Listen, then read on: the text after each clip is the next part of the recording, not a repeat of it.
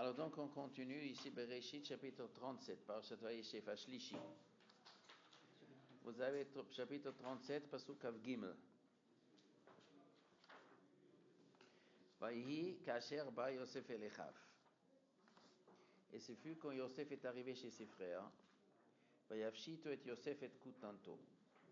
Il déshabillait Yosef sa chemise. Et que ton et apassim asher alav, la chemise rayée qui était sur lui. Il y a deux fois le mot chemise dans la paracha. Dans le pasuk, ça veut dire qu'il avait deux chemisim.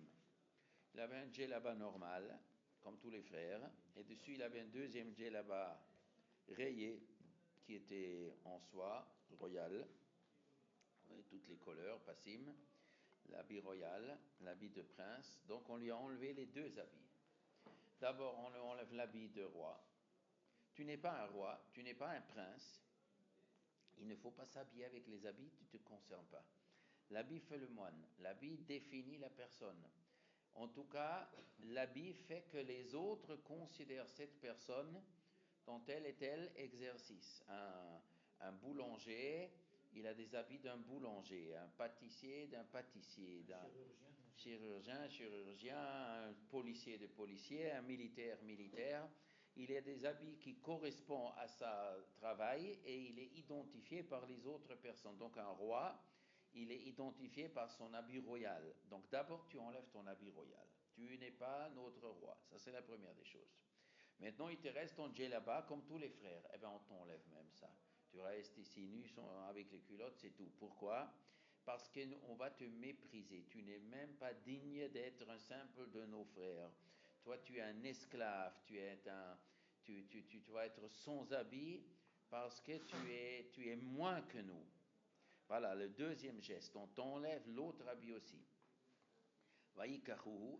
Donc c'est d'abord une humiliation. D'abord, c'est une humiliation. Pourquoi ? Parce que ça, c'est la règle. Un homme qui court derrière l'honneur qu'il cherche, il n'atteint pas, mais même l'honneur qu'il méritait au début, on enlève. Ça, c'est le Mishnah dans Masechet Sota, c'est une vieille vérité.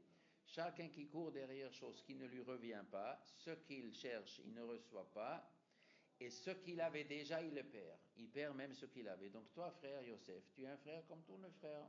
Tu es comme nos frères, nous avons tous un djellaba, tu avais un djellaba, voilà, il fallait rester comme ça. Maintenant, toi, tu manipules tout pour devenir le roi. Tu parles la shonara sur nous chez le père, et tu fais tout pour s'imposer avec tes rêves et tout, tu veux qu'on accepte que tu seras le roi.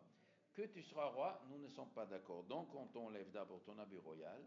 Maintenant, toi, comme simple frère, djellaba comme simple frère, même ça t'as perdu. C'est comme ça. Les gens, ils perdent ce qu'ils ont quand ils cherchent ce qu'ils ne devraient pas chercher. C'est une vieille règle. Vayikachu. C'est le Mishnah à la fin du premier période de Sota. Vayikachu, ils l'ont pris.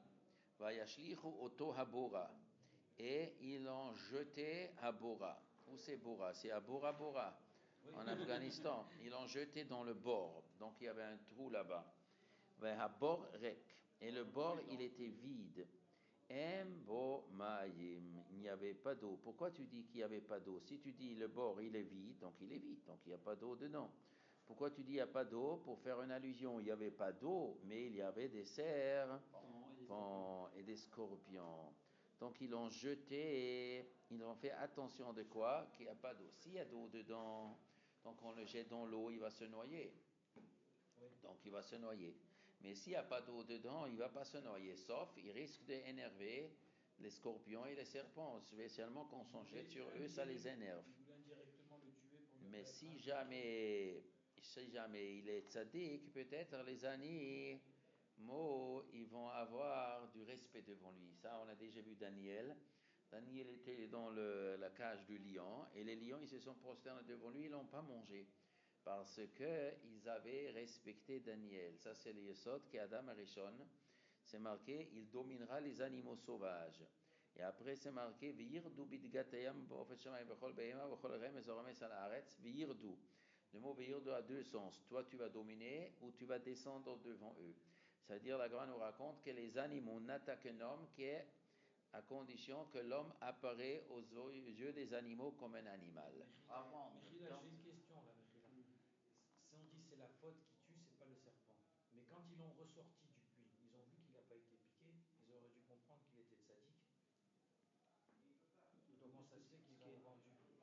Peut-être ils ont pensé que Dieu il avait pitié de lui. Pas parce qu'il est mérite, peut-être grâce à son père, Dieu il avait pitié de lui. D'accord, on le fait sortir, on va pas le tuer, mais on va le vendre comme esclave. Mais comme les serpents ne l'ont pas mordu, C'est papa, il l'a protégé, parce qu'il a un gentil papa. ils n'ont pas fait Le le Srout à vote Ils n'ont peut-être. pas fait le lien. Parce Qu'est-ce que que vous sinon- avez demandé? J'ai dit, si par exemple, vous avez, si vous passez dans la rue, il y a un chien qui ne saute pas sur vous, il reconnaît que vous êtes. Non, il c'est sent- possible. C'est pas une preuve, c'est C'est possible pas une qu'il preuve n'a ou pas c'est- sauté sur moi ou parce c'est que. un claque. Un claque. Non, mais d'abord Un chien, je parle. un chien ne saute pas tellement, pas toujours. Il aboie, il s'énerve. Oui, les chiens n'ont pas la coutume de mordre les gens comme ça. Mais le lion, un lion affamé, qui quand même, il ne vous mange pas, ça, c'est parce qu'il vous respecte. Parce qu'il va en vous, le Tselem Elohim, l'image de Dieu. Mais quand cette image de Dieu part, alors l'homme, il reste un simple, comme un animal à ses yeux. Il ne voit pas la différence entre un animal et un homme. Alors là, il agresse l'homme. Donc eux, à travers ça, vous êtes en train de dire qu'eux, ils étaient en train de faire un test pour savoir si c'est véritablement c'est parabolique ou pas, à travers ça. Si Nechashim, comme vous dites que vous avez rapporté cette histoire de Daniel, donc ça veut dire que vous estimez que les animaux ont cette perception, ce pouvoir de déceler si la personne elle a... Non, ils vont pas le faire. Non, je n'ai pas dit ça. Alors c'est quoi Nechashim Akrabim? Qu'est-ce que Rachid nous précise Nechashim Akrabim? Ils s'en foutent qu'il y a des Nechashim. Ça veut dire, l'eau, ils ne voulaient pas. S'il y avait de l'eau, ils ne voulaient pas le jeter parce que ça, c'est une mort qui est sûre. Donc, on ne l'a pas tué. Mais le serpent, c'est pas sûr. Il pourrait échapper. S'il a des souillottes, il échappe. D'accord. Donc, nous, on n'a pas tué. S'il a des souillottes, il échappe. D'accord, mais d'après leur analyse, d'après ce que vous avez dit juste avant, Kutoto et Ketulat Apassim, c'est-à-dire qu'ils considéraient moins que rien.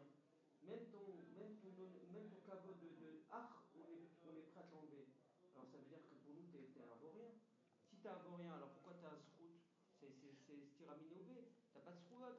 Nous on considère que Peut-être il a mis des souillottes. Alors, peut-être il a mis des souillottes. Ils se sont installés pour manger du pain. Ils se sont installés pour manger du pain. Pourquoi ils voulaient manger du pain? Ils voulaient festoyer. C'est-à-dire quand normalement il y a une halakha, quand on condamne quelqu'un à mort, alors il ne faut pas manger ce jour. Pourquoi? Parce que c'est tellement grave, quelqu'un condamné à mort. C'est tellement grave de condamner à mort quelqu'un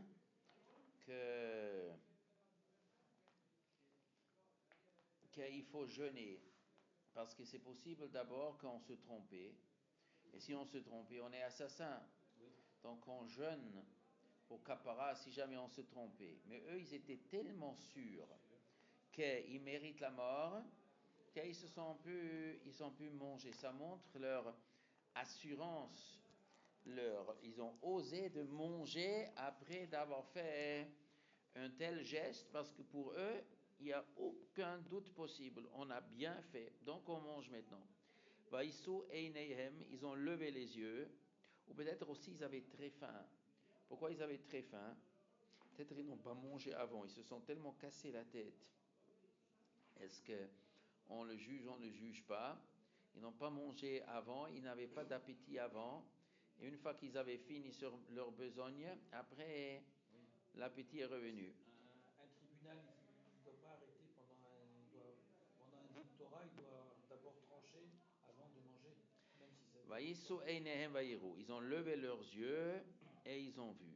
Ils ont levé leurs yeux et ils ont vu. Vine et voici. C'est-à-dire quoi? Ils ont levé les yeux. C'est-à-dire qu'avant les yeux, ils étaient vers le bas. C'est une façon de dire qu'ils ne voulaient pas voir plus loin que eux. Leur vision était très étroite. Donc ils étaient, par l'obsession de liquider, d'en finir avec Yosef, les yeux, ils étaient en bas, ils ne voulaient pas voir le monde. C'est une fois qu'on a fini ça, ils se sont débarrassés de cette pensée pour voir un peu plus loin. Vayar, ils ont vu, Vihine, voici. Orchat Ishmaelim Ba'a Migilad. Orchat. C'est quoi Orchat? Une caravane. Quelle est la racine du mot Orchat? Rashi traduit Ketargumo Shayeret. Une caravane. Pourquoi une caravane s'appelle Orchat? Rashi dit Al-Shem Holchei Orach. Il marche sur la route. La route, il y a plusieurs mots en hébreu qui veulent dire route. Un, c'est derech. Un, c'est orach. C'est quoi la différence? Derech, c'est une route large. C'est une espèce de route nationale, une route autoroute, une route nationale. Orach, c'est une route plutôt privée, orach. On dit orchat yishmeelim, une caravane. Pourquoi on appelle une caravane une orchat?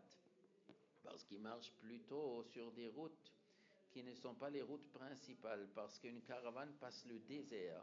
Dans le désert, il n'y a pas tellement des routes officielles. Ça passe un désert, donc c'est toujours une petite route. Ça veut dire c'est pas une route bien. Une voie de passage. Alors, Orchat Yishmeelim. Yishmaelim, c'est quoi Yishmaelim? Est-ce qu'ils ont un rapport avec Monsieur Ishmaël? Alors, Ishmaël, il avait quel âge à l'époque? Ishmaël, il avait 14 ans plus que Yitzhak. Yitzhak, il a quel âge à cette époque? 168. Quoi? 168 ans. Il avait 168 ans. Yosef, il avait 17 ans. Et il avait 30 ans quand Yaakov, il avait 39 ans quand Yaakov il est venu. Il y a maintenant 22 années avant. Alors Yaakov, 130 moins 22, 130 moins 22, ça fait 108. 108, on ajoute 60 ans pour Yitzhak, 168. C'est ça que vous avez dit, c'est juste. Donc Yitzhak, il a 168 et Ishmaël, il avait 14 ans de plus. Donc nous sommes à 182 ans après la naissance d'Ishmaël. Donc il y a combien de générations d'Ishmaël? Ishmaël et son fils et son petit-fils et son arrière-petit-fils, son arrière-petit-fils, son arrière-arrière-arrière-petit-fils. 182 ans. Aujourd'hui nous sommes quoi? Nous sommes l'année 2014. Si on enlève 182 ans, on va tomber en quoi? En l'année 1832. 1832. Alors, votre arrière-grand-père, 1832, il y a combien de générations jusqu'à vous, 1832? 8, ça dépend de génération. Mon grand-père, il est né en 1875, il est né. Certains disent 20, 10. 1875. 75, il est né. Alors, c'était son grand-père. Alors, il y a 5 générations. Entre 5 et 9 générations. Non, pas 9 générations. 9 et 5. 20 ans une génération pour vous? Il y a 20, si c'est 20, ça fait 9. Non, 20, c'est un peu le truc. Bon. Il était des enfants à 30. Alors, combien d'Ishmaélim ça peut donner? Ça peut donner, il avait combien d'enfants? Il avait 12 enfants, Ishmaël, c'est marqué Chumash. 12 enfants, il avait. Alors, si chacun il a 12 enfants, ça fait 12 fois 12, ça fait 144. Et si après chacun il avait 12 enfants, ça fait 147. Ça monte très vite, ça fait beaucoup. Ça fait demi-millier, ça fait millier. Encore une génération, ça fait 10 000. Donc il y avait ça fait 12 puissance 12, c'est beaucoup. Ça fait 10 000 personnes déjà des Ishmaélim. Donc ils étaient déjà des caravaniers. Ou est-ce que Ishmaélim, c'est une façon de parler? Ça veut dire de Bédouins. Des gens qui voyagent, mais comme c'est peut-être à l'époque, Moshe Rabbeinu, il a écrit le Chumash. Il y avait les Bédouins à l'Ishmaélim, c'était les mêmes. Donc on appelait tous les Bédouins Ishmaélim, même que ce n'était pas vraiment de la famille d'Ishmaël. Ou peut-être ça venait, oui, d'Ishmaël, peut-être. Ishmaélim, on les appelait déjà des Ishmaélim. Une caravane des Ishmaélim, Ba'ami Gilad, elle viendra de Gilad. Elle est venue de Gilad. C'est quoi Gilad? Gilad, c'est le nord de la Jordanie. Ugmalehem, et leurs chameaux nosim portés, Nechot, Utsri, Valot. Les chameaux y portaient Nechot. C'est quoi du Nechot? Rachid dit beaucoup d'épices, aromates, oui. Vetsari, tsari, c'est la sève qui coule des arbres. Valot, c'est du lot. C'est quoi lot? Lotus. Rachid dit, Shoresh esefishmo astrolosia. C'est quoi? Hydrolosia. Bon. Hydrolosia. Bon. Ça sent bien. Holchim, il voyageait le Horit pour descendre en Égypte. Rachid dit que normalement, les Arabes, ils transportent du pétrole. et ça sent mauvais. Et pour Yosef, on lui a apporté une caravane qui transportait des aromates pour que Yosef se sente bien, pour montrer à Yosef que même maintenant qu'il est vendu en Égypte comme esclave, Dieu il le protège. Il a une bonne odeur, c'est un siman qu'Hachem il aime pour qu'il se sente bien. C'est un bon siman pour lui. Mina Shamaim, pour qu'il ne souffre pas de l'odeur de pétrole. Yosef était très délicat, il ne supportait pas du tout le pétrole. Alors, Vayomer Yehuda Elechav. Alors Yehuda, il dit à ses frères, Ma betza, qu'est-ce que nous allons gagner? Kinarok et Achinu, que nous tuerons notre frère. Vechisinu et Damo, que nous allons couvrir son sang. On ne gagne rien. Le chou, allons-y, benim kerenu, nous allons le vendre, le ishmelim et ishmelim. Comme ça, si on le vend, on gagne un peu du fric. C'est toujours invraisemblable cette marge. Qu'ils ont gagné d'argent, parce que papa leur a pas donné d'argent de poche. Un père qui donne pas d'argent de poche à ses enfants, il risque de vouloir s'accaparer l'argent d'une façon pas bien. Et que nous mettons pas la main sur lui, qui c'est notre frère, c'est notre chair. Et les frères, ils étaient d'accord. Donc ils préféraient de gagner quelque chose. Qu'est-ce qu'ils ont fait avec l'argent? On va voir. Bayavru sont passés Anashim Midianim, des hommes Midianim. D'abord, c'était des Ishmaélim. Et pendant qu'eux ils discutaient avec les Ishmaélim, alors il arrive une autre caravane, des Midianim. Socharim, des commerçants. Ah, ils ont senti une bonne affaire. Les Midianim, ils ont senti, là, il y a une bonne affaire qui se fait. Ils débattent chez Ishmaélim ou chez Midianim? Oh, c'est ça la question. Il est parti, ils l'ont vendu aux Midianim ou aux Ishmaélim? On va voir. Vayimshechu, ils l'ont tiré, comme ils l'ont tiré avec une corde, c'était profond. Vayalu et Yosef, ils ont monté Yosef min à bord du bord. Vayimkeru et Yosef, ils ont vendu la Ishmaélim aux Ishmaélim. Alors, Be'esrim Kasef, avec $20. Vayaviu et Yosef Mitzrayma. Mais pourquoi on dit des Midianim, ils sont passés si en fin de compte, ils ont vendu à Ishmaélim? C'est-à-dire, grâce aux Midianim, ils ont monté le prix. D'abord, c'était les Ishmaélim. Ishmaélim, ils voulaient payer 10. Mais ils sont venus aux Midianim Socharim. Alors, ils ont dit, qu'est-ce que vous proposez? On propose 15. Alors, les Ishmaélim, ils ont dit, alors nous, on propose 20. Alors, grâce, il faut toujours avoir 2 clients, comme ça, tu peux monter le prix. Ils l'ont vendu à 20 kasef. Normalement, Evet vaut 30. Marqué en Chumash. Lui, ils l'ont bradé à 20. Et qu'est-ce qu'ils ont fait avec les 20 kasef? Ils ont acheté des chaussures marquées dans la vie. Pourquoi des chaussures? Parce qu'ils n'avaient pas de chaussures. Pourquoi ils n'avaient pas de chaussures? Parce que papa leur a pas acheté des chaussures. Pourquoi papa n'a pas acheté des chaussures? Parce qu'il les a éduqués à la dure. Il les a éduqués des paysans. Vous êtes des... Yaakov était archi riche, mais il faut marcher pieds nus. Il faut s'habituer à la vie dure. Et Yosef, lui, sûrement, il avait des chaussures et des habits de prince. Yosef, il a habillé des têtes en complet, évidemment. Et eux, ils étaient obligés d'être comme ça dur. Donc ils ont dit, nous, on achète maintenant, c'est fini cette pauvreté et cet exercice de privation de tout plaisir de ce monde. Maintenant, on va s'acheter des chaussures. Esrim Kasef. Et c'est normal cette préférence qu'il avait Yaakov pour Yosef. Il était conscient qu'il par son attitude provoquait une... il voulait faire une préférence à Yosef parce que Yosef était celui... Mais il était conscient quand même. Il fait exprès. Il était fait exprès. Il voulait que Yosef soit le roi. Il voulait installer Yosef comme roi. Il voulait que Yosef soit le chef des frères. Oui. Rachel était sa femme. Sa femme préférée. J'ai lu un midrash, alors je ne sais pas si ça doit être par rapport à ça, parce que normalement ils étaient donc 9, ils n'étaient pas 10. Pourquoi? Si on fait 20 parce que quand ils ont distribué les 20 chez Kalim, ouais. Non, chacun l'a reçu. Chacun il a reçu. Ah, tous ensemble ont reçu 20 ensemble. Donc ils ont reçu 2 chacun. Sauf un qui n'était pas là. Donc ça fait 9. C'est Robert. Non, Binyamin n'était pas là. Binyamin et Yosef n'a pas reçu. À Yosef, ils n'ont pas donné. Donc alors j'ai lu un midrash comme ça, mais j'arrive pas à me rappeler si vous l'avez entendu ou je ne sais pas.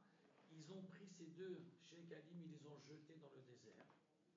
Et bien des générations après, c'est un pauvre juif qui a trouvé ça.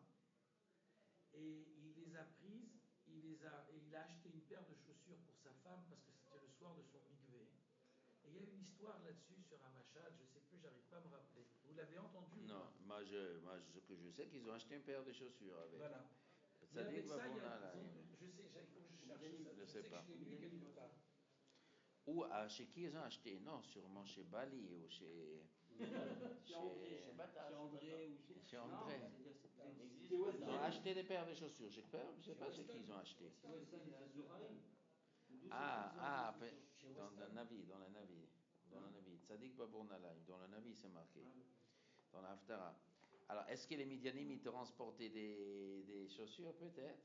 Peut-être les Midianim ils transportaient des chaussures, ça leur a donné des idées. Peut-être. Le fait de l'appauvrir, c'est pas aussi le tuer? Je n'ai pas compris. Le fait d'appauvrir Yosef. Appauvrir qui? Yosef, de le rendre sans rien. Oui, on dit quand un homme est pauvre, il est mort. Considéré comme un mort. Vayashav Rouven, Vayaviu et Yosef Mitzrayim. Donc ils ont apporté Yosef en Égypte. Vayashav Rouven est là-bas. Rouven il est retourné vers le puits. C'est-à-dire lui n'était pas présent pendant la vente. Pourquoi il n'était pas présent pendant la vente? Rachid dit qu'il était obligé de partir servir son père. Au milieu de l'histoire, il a quitté pour aller chez son père. Au milieu de l'histoire. Alors, il est revenu et le bord, voici En Yosef Babor. Yosef n'était pas dans le bord. Yosef n'est pas. Vayikra et Begadav.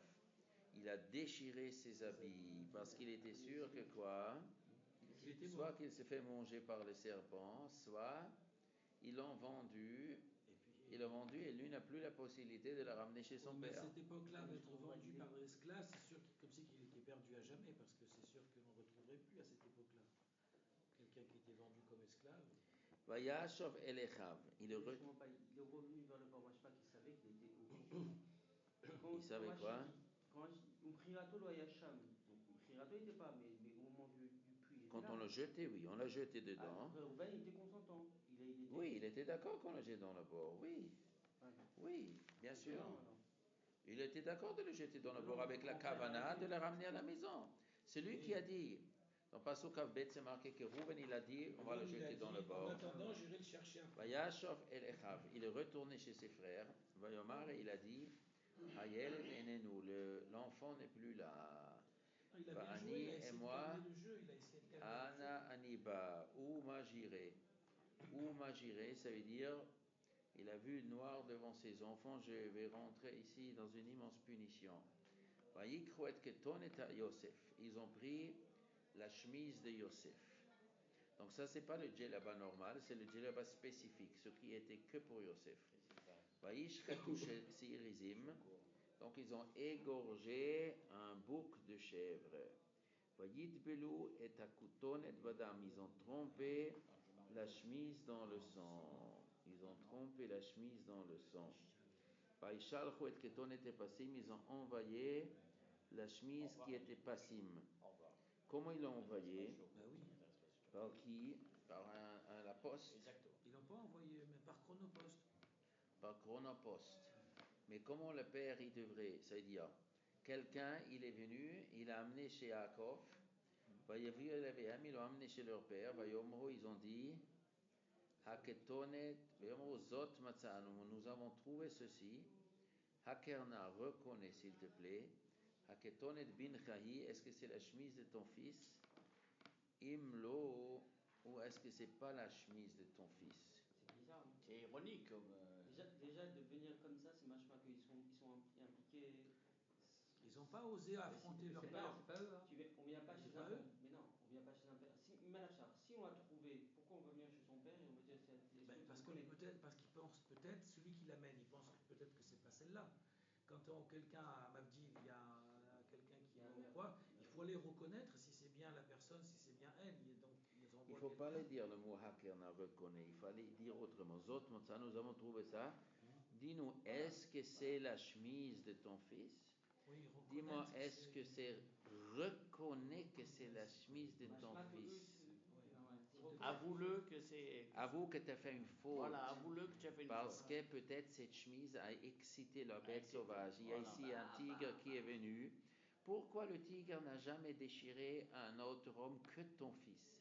Ça doit être ton habit était tellement C'est excitant. très accusateur. Ou peut-être Yosef, il était tellement orgueilleux grâce à cette chemise qu'il s'est aventuré dans une horde de lions. Peut-être Yosef, il a vu 10 lions, 12 lions affamés. Et il se dit, je peux m'aventurer parce que moi j'ai un habit qui va envoûter ces trucs. Comme Esav, il avait un habit qui envoûtait les animaux, avec lesquels il dominait. Donc ton fils, vraiment, il est devenu mégalo. Il s'imaginait qu'il y a une force magique sur cet habit. Il s'aventurait chez les lions. Et les lions, ils l'ont dévoré. Hakerna, que tu as fait une grande erreur de lui fabriquer cette chemise. Alors, de le formuler de cette façon, ça veut dire que indirectement, il s'impliquait dans cette histoire. Puisque sinon, on ne vient pas chez quelqu'un. Les pères, il n'y avait pas d'antécédents pour maintenant dire Akerna. Ils auraient pas, s'ils avaient été intelligents, ouais. Ils auraient pas dû semer les Bechlal. Ils envoient la poste et ça arrive. Voilà. Et les frères, ils arrivent et Yaakov leur dit j'ai reçu une chemise bizarre avec plein du sang, c'est quoi? Il dit ah bon? Oui, tu as reçu quoi? Comment? Et Yaakov dit voilà, regardez ça, c'est quoi ça? Et les enfants regardent, ils disent papa, je sais pas. Est-ce que c'est peut-être les chemises de Yosef? C'est toi qui nous fais découvrir la catastrophe. Ils auraient dû jouer l'imbécile. Mais ils ne sont pas venus. Et ils n'ont pas joué l'imbécile, ils sont venus. Est-ce que c'est eux qui sont venus ou est-ce qu'ils ont envoyé quelqu'un? Est-ce qu'il y a comme il n'y avait pas dans ce Aussi c'est bizarre, c'est marqué Vaïchalchou. D'abord ils ont envoyé, après Vaïaviou et la Biem. Donc d'abord ils ont envoyé où? Dans la poste restante de leur. Oui, ils ont envoyé à la maison, mais donnez pas encore à papa. Ils ont envoyé Shliach, amène ça dans la maison de Yaakov. Après eux, ils sont venus à la maison de Yaakov. Alors il y a là-bas, je ne sais pas, une sœur, elle a dit voilà, on a reçu ce paquet. Ils ont pris ce paquet, ils sont venus chez le père. Et le père, il leur demande mais d'où vous avez cette chemise? Il dit je ne sais pas, on est venu à la maison, et bien notre sœur nous a donné, il y en a quelqu'un qui t'a envoyé. Donc ça n'était pas trouvé par nous, c'était trouvé par quelqu'un qui l'a envoyé chez nous à la maison parce qu'il savait que Yosef il a ce genre de chemise. Et maintenant, on te le présente. Et pourquoi ce quelqu'un il a donné à vous et que vous me montrez? Pourquoi, qui c'est ta sœur? Pourquoi elle ne m'a pas montré à moi directement? Ça, je ne sais pas, demande ta fille pourquoi elle a montré. Oui, peut-être elle avait peur de ta réaction, elle a attendu que nous venons. C'est la personne qui l'a trouvé devant lui et qui l'a donné. Vayakira, et il l'a reconnu. Vayomer, il a dit Ktonet Beni, c'est la chemise de mon fils. Chayara'a achalatu, une bête méchante, il le mangeait. Il croyait qu'une bête méchante a mangé Yosef. Yosef est dans le ventre d'une bête méchante. Wow.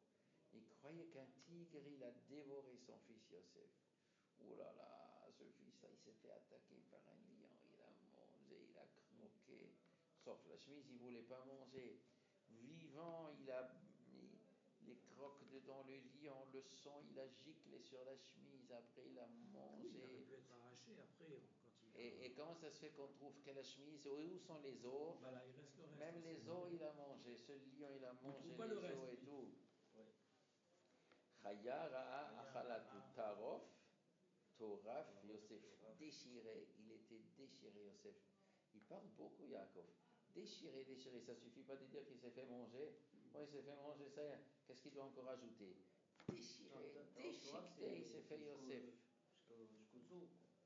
Jusqu'aux os. Jusqu'au quoi? Les os, c'est-à-dire même ses os, il les a mangés. Même les os, il a déchiqueté. Mais il aurait dû dire d'abord tarof, toraf, déchiqueté, et après manger. Et après manger. D'abord on déchire, après on mange. Mais il voulait dire, il s'est fait manger, c'est-à-dire par la faim, que l'animal à la faim voulait manger, à cause de ça il a déchiqueté Yosef. D'abord on mange. D'abord on mange l'individu. Quand tu coupes avant de manger, tu vas pas manger tout d'un coup. Non, mais d'abord tu manges quand tu es un chayara, elle mange. Eh ben, il aurait mangé avec la chemise. Donc non, il est obligé d'abord de déchirer. Alors, Vayikra Yaakov Elle Simlotav. mange et après, même les os, ce qui reste, le Tov, c'est les os. Vayikra Yaakov Simlotav. Yaakov, il a déchiré ses habits. Simlotav. Il y a plusieurs semalot. Il avait plusieurs habits sur l'autre. Tous les habits, il a déchiré. Vayasem sac. Il a mis un sac, ça veut dire de jute, un habit de jute, bemotnav sur ses hanches. Vayitabel albeno yamim rabim. Il avait été triste. Il a été en deuil sur son fils beaucoup de yamim. C'est quoi yamim? Des jours ou des années? Yamim Rabim. Yamim rabim. C'est quoi? Beaucoup de jours ou beaucoup d'années? Des fois, le mot yamim veut dire année. Beaucoup de jours ou beaucoup d'années. Rachid dit 22 ans. Mais jusqu'il a retrouvé Yosef, il était 22 ans en tristesse. Vayakumu, ils se sont levés, Kol Banav, tous ses garçons, Kol Benotav et toutes ses filles. D'où il avait des filles à Yaakov. Alors il y a deux pshatim. Un pshat, c'était des filles jumelles. Et l'autre pshat, c'est ces belles filles qu'on appelle filles. Tous les garçons et tous les filles se sont levés, les Nachamo pour le console. Les Vaïmaen, les Itnachem, ils refusaient d'accepter la consolation. Vayomer, il a dit Ered el Beni, car je descends chez mon fils, Abel triste, Ola dans la tombe. C'est-à-dire, je vais mourir triste, je vais le rejoindre triste. Il est impossible de me consoler. Pourquoi il refusait? Parce que dans son subconscient, il pensait que cette histoire ne tenait pas debout. Non, ils n'ont pas trouvé son corps. Oui, mais il avait un pressentiment qu'il y avait quelque chose. Il n'a pas trouvé que la faille, mais il avait un C'est-à-dire, pressentiment. si vraiment il serait mort, Il aurait ressenti. Il serait mort, alors un homme il se laisse consoler, il oublie. Une fois qu'on est mort, l'homme il disparaît, et ça disparaît, et l'homme il peut se débarrasser, mais cette obsession. Mais comme il n'était pas mort. Parce qu'il ne le voit pas mort, parce que normalement il ne peut pas se consoler tant que là. On dit normalement en général quand quelqu'un ne voit pas la personne qui est morte, il l'a vu enterrée, il ne peut jamais se consoler. Parce qu'il peut toujours penser que. Lui, c'est un grand sadique, pas mort, il devait avoir une. Oui, non, mais il n'y a pas pire que de ne pas savoir. Oui, absolument. Quand les parents d'un Gilad Shalit ou n'importe qui, quand l'enfant il est pris en captivité, en otage, en captivité, ils ne savent pas. Donc, à mon avis, en intérieur de lui, c'est. D'un côté, on espère qu'il est vivant. Voilà. De l'autre côté, on se dit, mais probablement il est mort. Mais comme on n'est pas sûr, on n'arrivait pas à décider. On ne peut pas décider de l'oublier. On ne peut pas l'oublier car peut-être il est vivant. Et de l'autre côté, on ne peut pas penser autrement qu'il est mort. Donc on reste avec cette douleur. Rachid dit, on ne fait pas son deuil. On ne peut pas faire son deuil. Vayakumu, voilà. Vayefk Oto Aviv. Et son père, il a pleuré. Le père de qui? Pshat Pashut, c'est Yaakov, le père de Yosef. Mais Rachid dit, le père de Yaakov, ça veut dire Yitzhak. Yitzhak, il a pleuré. De quoi il a pleuré? De voir son fils Yaakov de se faire du mauvais sang. Et Rachid dit que Yitzhak, il connaissait le secret. Yitzhak, il savait qu'il n'est pas mort, mais il n'avait pas le droit de le dire aux enfants. Les enfants ne voulaient pas. Et les Médanim, ils l'ont vendu en Égypte. Et pourquoi? Oui. Et pourquoi il a interdit? Rachid dit qu'il savait. Yitzhak, il savait, Rachid dit. D'où il savait? Il y avait le roi. Il savait. Et quoi, il n'y a pas le roi? Non, il a perdu parce qu'il était triste. Yitzhak, il n'avait pas la vue. Peut-être à Yitzhak, ils ont mis dans le secret. Ils ont dit peut-être à Yitzhak, il leur a dit, dites-moi la vérité. Vous avez fait quoi avec Yosef? Vous l'avez tué, vous l'avez liquidé, dites-moi la vérité. Il dit, Pépé, on te le dit, mais tu dis pas à papa. Alors, il était obligé de promettre. Il dit, bon, alors dites-moi. Alors, mais tu le dis pas à papa. D'accord, je vous promets, tu nous jures que tu le dis pas. Arrête-toi si tu racontes. Bon, d'accord, je vous promets, mais je ne la raconte pas.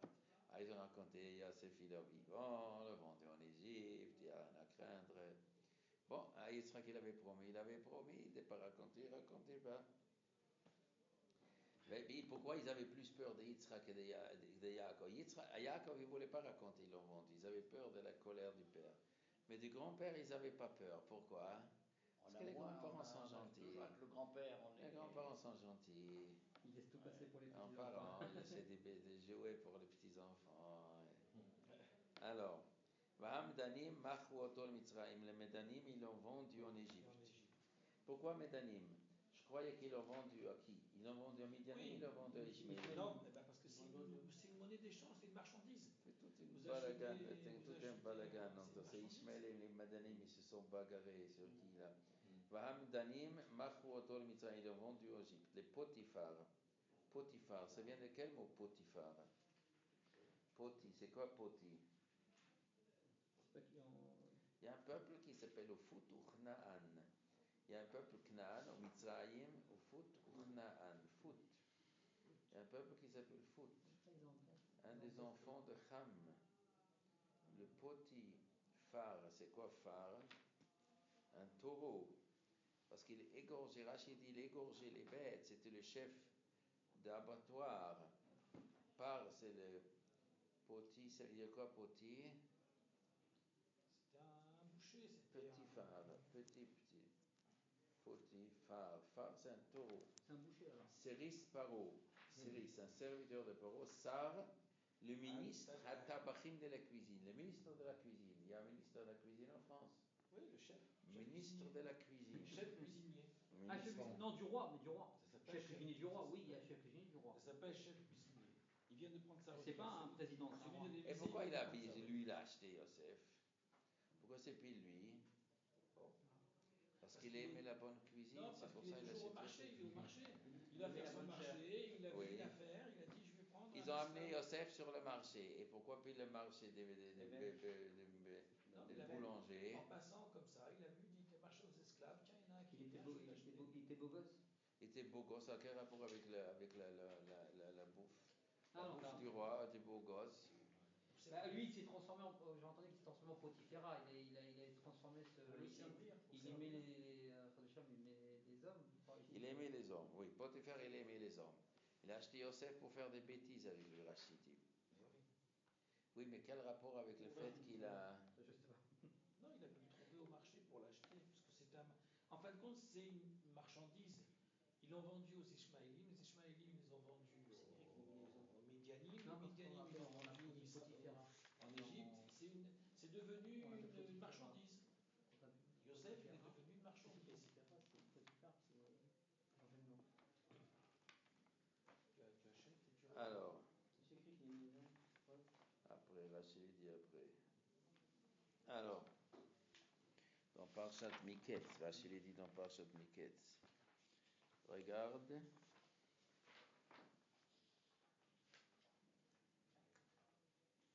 Ah ouais, d'accord. C'est même hey. Même hey, c'est dans le passage même hey, tout Pérec, même Voilà, même exact. D'accord. Alors, Vaïhi ba'etaï, ce fut cette époque. Vaïred Yehuda mais et Echav. Alors pourquoi, Michila, si c'est comme ça, pourquoi Rachid précise? Pourquoi le Passouk, Michila, pourquoi le Passouk il précise Hatabachim, Le chef de la cuisine. mais qu'est-ce que ça a à faire ici, justement? Si c'est ça, le pshat, donc c'est-à-dire qu'en fait, Non, mais il remède. il n'est pas encore homosexuel, je pense. Hein? Il n'est pas encore, peut-être. Pourquoi c'est important à savoir le chef de cuisine? Qu'est-ce qu'on s'en fout? Quel métier il a, Non, monsieur? c'est ça, c'est la question. Non, si c'est ça le pshat, c'est-à-dire qu'il a été remède de Mishkav Zachou. Alors si c'est comme ça. C'est parce qu'on le voit après, quand il va vouloir libérer, à ce moment-là, quand il va prédire pour les rêves, quand il va prédire pour les deux autres. D'accord, mais pourquoi il a acheté alors si c'est comme ça? Pourquoi lui il a acheté? Peut-être les gens qui égorgent les bêtes, comme ils regardent beaucoup des bêtes, leur tête est dans la forme d'une bête. Donc pour lui, tout est animal. Même l'homme, c'est un animal. Les gens qui sont des bouchers, comme ils regardent les vaches et les taureaux et les singes, qu'est-ce qu'on égorgeait pour le roi? Des singes et toutes sortes de nourriture probablement. Et quoi? Et peut-être pour lui, un homme aussi c'est un animal. Pour lui, toute chair c'est un animal. Alors, Vaïhi ba'etaï, et c'était à cette époque. À l'époque de la souffrance de Yaakov, Vaïred Yehuda. Yehuda, il est descendu, mais était Echav de ses frères. C'est-à-dire quoi? Il est descendu de ses frères. Il se fait rejeter comme chef. Avant, il était le chef des frères, et les frères, ils étaient fâchés avec lui. Ils ont dit, Yehuda, toi, tu es le chef, pourquoi tu nous as pas empêché de vendre Yosef? Alors, ils l'ont foutu dehors. Vayet, alors il s'est écarté. Il s'est écarté de ses frères. Vous voulez pas de moi, je fais ma vie toute seule. Ad, jusqu'il est arrivé Ish, un homme, Adoulami, un homme de Adoulami. C'est quoi? Il y a une ville qui s'appelle Adoulam. Donc l'homme Adoulami, c'est quel peuple? On ne sait pas. Ushmo Khira. Le nom de ce monsieur, il s'appelait Monsieur Khira. Tu connais Monsieur Khira? Bon, Monsieur Khira. Voyard, alors donc c'était son copain. Alors, c'était le copain de Yehuda. Khira, ça veut dire quoi? Khira. C'est quoi la traduction du mot Khira? Et Adoulam. Khira, ça sonne quoi? Kherut, liberté. Khira. Adoulam. Qu'est-ce que tu voyais dans le mot Adoulam? Aide, un témoin. Dal, un pauvre. Le mi, à qui? Aide, le mi. Témoin, à qui? Il s'appelle témoin à qui? Ah, parce qu'il va arriver une histoire avec un témoignage après. Aide l'émi. Témoin pour qui? Parce que toute cette histoire de Tamar, c'est une espèce de... On cherche le témoin, l'émi, à qui appartient ses enfants. Parce que Tamar, après, elle a été enceinte. Et la question elle est, qui est le père? Qui est le père? Aide, on cherche les ADN. Est-ce qu'il y a des témoins qui on peut savoir? Et c'est Ish Adoulami, ce monsieur Adoulami. Ushma Achira. Ah oui, d'après Rachid, qui dit que Nishtatef Imo. Il était associé avec lui. Donc il y a aussi une sorte de concurrence. C'est une concurrence, donc automatiquement il faut ne pas qu'il y ait d'arnaque qui aide. Un témoin, ouais, un témoin, ouais. Chira, Reyach, Chira, il y a aussi Reyach, Reyach, l'odeur, il s'appelait Monsieur Odeur,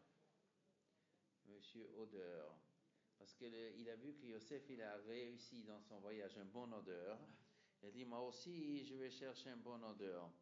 Vayar Sham Yehuda Bat Ish. Je ne sais pas. Et Yehuda, il a vu Bat Ish, la fille d'un homme Kenaani. La fille d'un homme Kenaani. Rashi traduit Kenaani, ça ne veut pas dire dans le sens Kenaani, mais dans le sens commerçant. Des fois, le mot Kenaani veut dire commerçant. Il a vu la fille d'un homme commerçant, ou Shmo Shua. Il s'appelait Monsieur Shua. C'est quoi Shua? Shua, c'est normalement un riche. Shua, c'est dire riche. Shua. Prospère. Shua, c'est riche. Yeshua, prospère. Voilà. Vayikacheha, il a pris. Ou Richard, il s'appelait Richard. Richard ou Prospère. Richard. Vayikacheha, il a pris la fille de Richard, Vayavo Eléa. Il s'est marié avec elle. Vatar, elle est tombée enceinte. Vateilet Ben, elle a accouché un fils. Vayikrat Shemo Er. Il a appelé ce fils Er. C'est quoi Er? Réveillé. C'est-à-dire, Yehuda, en vérité, tu es le roi des Juifs. Et la lignée de la royauté passe par Yehuda. Donc, c'est son successeur, c'est son remplaçant, c'est ce qui est le prince royal. Moi, Yehuda, je dois régner un jour sur les Juifs. Et je suis en train de fabriquer la famille royale. Et avec ça, il prend la fille d'un commerçant anonyme. Istama, ce n'était pas une simple personne, sinon Yehuda, il n'aurait pas pris. C'était quelqu'un de grand. Alors, Monsieur Réveil. Pourquoi il appelait Monsieur Réveil? Hit Orerut, parce que Yehuda, c'est la royauté. Il faut être mit-horaire. Mit-horaire, c'est dire une inspiration. Un homme, il est mit-horaire, il se réveille, il sent une inspiration qui vient du ciel. Et un roi, il doit être réveillé. Il faut être dégourdi pour être roi. On ne peut pas être endormi. Il faut avoir du punch, il faut avoir de l'excitation pour être le roi. Vif. Ouais. C'est vif. Tu es un fils vif. J'en éveille. Vatahar Od, elle est tombée une deuxième fois enceinte. Vatahil et Ben, lui un garçon. Vatikra et Shemo, elle a appelé son nom Onan. Qu'est-ce que c'est Onan? Onan, normalement, ça veut dire triste, abattu, découragé. Onan, c'est joli comme nom, découragé. Voilà mon fils découragé, mon fils tristesse. Bien ma tristesse. Alors qu'on appelle sa fille Simcha. Il s'appelle Bonheur. Mazal Tov. Il s'appelle Bonheur, l'autre il s'appelle Tristesse. prospère et tristesse. Et tristesse parce que c'est R qui doit être celui qui va être le roi, et lui il va être triste parce qu'il n'est pas le roi. Peut-être. Viens, Tristounette, viens. Comment on donne un nom comme ça? On ne donne pas un nom comme ça. Qu'est-ce que c'est? C'est elle qui donne le nom. Le premier, c'est Yuda, il a donné le nom Vayikra et Shemo. Le deuxième, c'est marqué Vatikra. Elle. Le premier, c'est lui, Yuda. Tu es réveillé, tu es dégourdi. Et le deuxième fils, ils ont dit comme ça. Le premier fils, c'est toi qui donnes papa, tu donnes le nom. Le deuxième, c'est moi. Lui il dit réveillé. Elle dit tristounette. Comment elle est bizarre cette femme. Peut-être Onan veut dire une autre chose. Onan. On. Ah, Kohen On. Kohen On, c'est les prêtres de On. C'était l'église en Égypte. Elle s'appelait On. Kohen On. C'était la prêtresse, c'était la noblesse, c'était les lettrés, c'était les médecins et les grandes personnes. Ils avaient des scientifiques en Égypte. Là, ça marche mieux. Alors, on, ça veut dire je vais l'offrir comme curé, comme noble. Comme une offrande. Elle était, Non, oui. Donc elle était rattachée Quelqu'un encore de l'intelligence. Elle était de quelle origine? Elle était D'origine aristocrate. peut-être païenne ou païen. Mais on n'est pas en Égypte en vérité. Il n'est pas parti en Égypte. Il est en Eretz Israël. Et quand même, il y avait peut-être dans tout le Proche-Orient, il y avait une avodazara qui s'appelle On. On. Vayikra Shemo Onan. Tu seras l'archiprêtre. Tu es prévu pour être le grand prêtre. Le pape. Voilà, le pape. Va Tosef Od. Elle a ajouté encore. Donc elle n'a pas pris la pilule. Moi je vois que madame ne prend pas la pilule. Va Tosef, en tout cas, elle n'a pas oublié. Va Tosef Od va Telet Benelu, encore un enfant. Va Tikra et Shemo Sheila. Et il a appelé son fils, elle de nouveau appelle son fils Sheila. C'est quoi Sheila? Ou Sheila, c'est dire oublier, oubli. Ou Sheila, ça veut dire quoi Sheila? Shilia. Shilia, ça veut dire placenta, poche amniotique. C'est-à-dire le Mashiach, il doit passer par ça. Et le Mashiach, il est né dans une poche amniotique, ça c'est le Yesod. At ki yavo Shiloh. Shiloh, c'est Shilia pour exclure les chrétiens qui disent que le Messie descend comme ça du ciel. Qui ne viennent pas comme ça par génération spontanée. Mais il vient de Shiloh. Shiloh, c'est Mashiach. Shiloh, cadeau. Elle donnait le nom Sheila. Ou peut-être la Mashiach qui vient d'un côté est réveillé, de l'autre côté par la souffrance. Et le troisième de Shiloh. Alors, il y a Bichziv. Et lui, il était dans la ville de Ksiv. C'est quoi Ksiv? Il y a une ville qui s'appelle Ksiv. C'est au Liban, je pense. Ksiv, c'est au Liban. Et Vaya, il habitait Bikziv. Ksiv, c'est Melchon Kazav. Kazav, c'est mensonge. Kdab. En arabe, on dit Kdab. Gadab, le mensonge. Un menteur, Gadab. Vous ne connaissez pas? Bon, alors vous allez apprendre chez moi. Gadab. Alors, Ksiv, Kazav. Kazav, on l'a chanté à Kodesh, Kazav, c'est mensonge. Vaya, Bichziv. Il était dans la ville de mensonge. Joli nom comme ville. Sympathique. Mensonge. La ville s'appelle Mensonge. Vous venez chez nous en trafic. La ville des trafiquants, la ville des menteurs. C'est agréable, bienvenue. Bienvenue. Il y a comme ça des noms de France bizarres. Quand on part sur la A6, il y a une ville là-bas, je ne sais pas comment elle s'appelle. Il y a plein de villes. Mal. Oui, il y a des villes comme ça bizarres. Il y avait des accidents avant ou je ne sais pas quoi. Une ville de mensonges. Il y avait un archimenteur là-bas. Parce qu'il prépare Mashiach. Et là, ça se mêle toujours les menteurs. Dans Mashiach, il se mêle toujours les menteurs. Il y a beaucoup de menteurs et des mythomanes qui se font passer Vaya Bichziv dans la ville des menteurs. Là où il y a Mashiach, il y a des menteurs. C'est un peu étonnant, mais c'est vrai que j'ai remarqué quelque chose de... Avant, on n'a pas dit où elle a eu ses enfants. Avant, elle était à l'hôpital. Oui. Et ici, non, Vaya, on dit lui, il était. Lui, il était actif. Belideta Otto, quand elle a accouché. Qu'est-ce que c'est important à savoir? Pourquoi la Torah nous raconte où se trouvait le père? Qu'est-ce ça change. Il lit d'état auto, c'est-à-dire qu'elle a amené là-bas. Rachid, elle s'est arrêtée d'enfanter, Rachid, parce qu'elle s'est arrêtée. Shem Hamakom. Vomer Ani al Shem Shepaska Miledet Nikra Gziv. Parce que c'était le dernier enfant. Gziv, ça veut dire terminé. La Shon Hayut et Azav. Terminé. Terminé. Elle était Bikziv. Dans la terminaison. Ça y est, j'arrête. Je ne veux pas avoir plus d'enfants. Ça y est, j'ai 3 enfants, il se débrouiller Yehuda avec ça. Voyez que Yehuda Isha, Yehuda il a pris une femme, le Bechoro, son fils aîné. Ushma Tamar, elle s'appelait Tamar. Donc qu'est-ce que c'est Tamar? C'est une date. Mademoiselle date. Ah, il est sucré cela, Mademoiselle date. Elle doit être très sucrée cela. Donc elle était belle, elle était sucrée, elle était agréable comme une date. C'était une tzaddiket, Tamar c'était une tzaddiket. D'où elle venait, de quel peuple?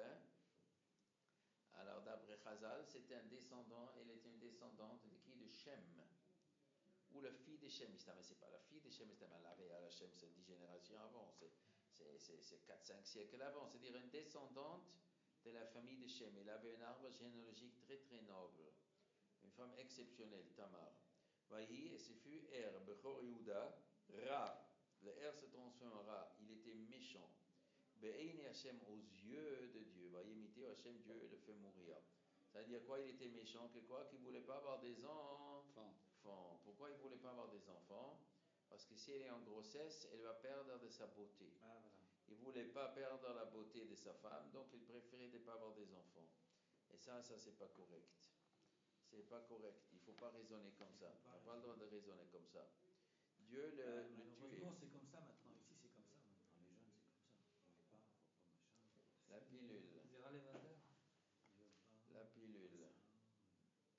Vayomer, la pilule, elle a apporté 2 malheurs au monde. Un malheur que les gens n'ont pas peur de faire des péchés. Ah oui. Autrefois, les gens, ils avaient peur, les filles avant mariage, elles avaient peur de traîner. Parce qu'elles tombaient enceintes et après c'était un balagan. Maintenant, il y a la pilule, donc on peut bêtiser. Ça, c'est un grand problème. Vayomer Yehuda le Onan. Yehuda, il a dit à Onan. Yehuda dit à Onan, marie-toi avec la femme de ton frère, Beya Bemota, tu vas la marier. Comme ça, tu vas créer une descendante pour ton frère. C'est-à-dire, le fils aîné, il est mort. Pourquoi le fils aîné est mort? Parce que la Malchut Bet David, il y a beaucoup des accidents. C'est ça le grand problème. Il y a souvent des accidents. Parce que le Satan ne veut pas que Mashiach vienne. Donc il veut toujours envoyer cette famille. Ça a été une punition pour lui, ça. Hein? Il a été